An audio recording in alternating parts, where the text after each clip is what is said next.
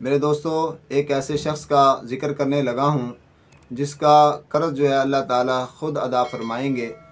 नबी अलैहिस्सलातु वस्सलाम का फ़रमान है जिसका मफ़हूम यह है, क़यामत के दिन अल्लाह ताला एक शख्स को अपने दरबार में बुलाएंगे और बुलाकर कहेंगे, ए मेरे बंदे, तूने फ़लाँ जगह से कर्ज़ लिया लेकिन तूने कर्ज़ को अदा क्यों नहीं किया? तूने लोगों के हुकूक़ को क्यों ज़ाया किया? जब अल्लाह ताला ये उससे पूछेंगे तो वह बंदा कहेगा, या अल्लाह, तू सब कुछ जानने वाला है। या अल्लाह, तू मेरे हालात को जानता है।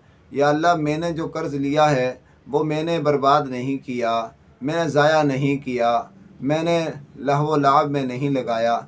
या अल्लाह, वो चोरी हो गया या उसको दूसरी आफ़त की वजह से वो ख़ुद ही ज़ाया हो गया। या अल्लाह, मैंने उसको ज़ाया नहीं किया। अल्लाह ताला फ़रमाएंगे, बिल्कुल मेरा बंदा सच्चा है और ये दुरुस्त कह रहा है, क्योंकि अल्लाह ताला तो जानते हैं। अल्लाह ताला ये जो सवाल करेंगे ये दूसरे लोगों के सामने उसकी बात को पहुंचाने के लिए अल्लाह ताला सवाल करेंगे। अब वो बंदा कहेगा, या अल्लाह, मैंने अदा करने की कोशिश की लेकिन वो कर्ज़ जो मुझसे ज़ाया हो गया, मैंने ख़ुद जानबूझकर नहीं किया।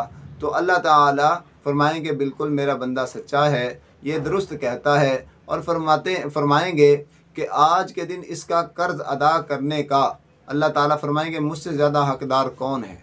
यानी कौन है जो इसके कर्ज़ को अदा करे मेरे सिवा, यानी मैं ही ज़्यादा हक़दार हूँ। तो फिर अल्लाह ताला एक चीज़, ऐसी चीज़ जो है उसके नामा आमाल में रख देंगे जिसकी वजह से नेकियों वाला पल्ला जो है वो भारी हो जाएगा और अल्लाह ताला उसको जन्नत में भेज देंगे।